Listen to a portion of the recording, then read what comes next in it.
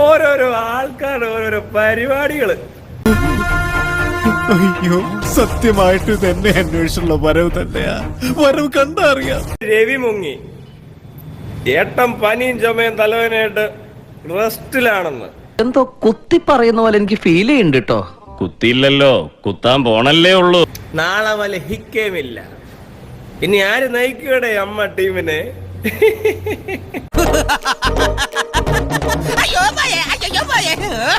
എന്തൊക്കെ ബഹളമായിരുന്നു. അവൻ ആർമി എന്തോ നല്ല സഭ്യമായ ഭാഷയിലൊക്കെ സംസാരിച്ചു. റേപ്പ് ചെയ്യുന്നൊക്കെ ഒരു പെണ്ണ് വന്നെന്ന് പറഞ്ഞേക്കുന്നേ, മനസ്സിലായോ? അയ്യേ, അയാൾ അത്രക്കാരനാ. ഈശ്വര, ഞാൻ ഇനി എവിടെ പോയി വിളിക്കും? എന്റെ നെഞ്ചത്താണ് വിളിക്കുന്നത്. അത് കുഴപ്പമില്ല, ഇമാർക്ക് ഇതൊക്കെ വേണം. മകളുടെ പ്രായമൊക്കെ ഉള്ള ആൾക്കാരെ ഇങ്ങനെ ചെയ്യാവോ? നീ ഇത് അനുഭവിക്കണോടാ. ആയുഷ്കാലം മുഴുവനും നീ ഇത് അനുഭവിക്കണം. മതി ശവത്തി കുത്തിയത്. കുത്തും, ഈ ശവത്തി ഞാൻ ഇനിയും കുത്തും. എന്നെ അത്രയ്ക്ക് കുത്തിയിട്ടുണ്ട്.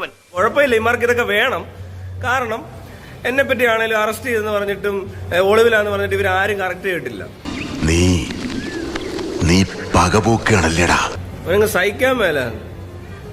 റേപ്പ് ചെയ്യുന്നൊക്കെ ഒരു പെണ്ണ് വന്നെന്ന് പറഞ്ഞേക്കുന്നേ, മനസ്സിലായോ? നാളെ പോലെ ഹിക്ക ഇല്ല. നാളെ ഇനി വരത്തില്ല, നോക്കിക്കോ, മുങ്ങും.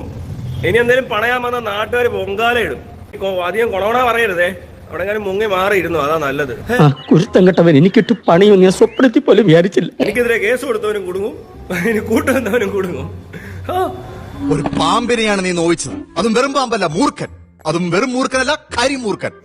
ഹിക്ക ഹിക്ക ഹിക്ക ഹിക്ക ഹിക്ക ഹിക്ക ഹിക്ക. ഇരിക്കില്ലടാ.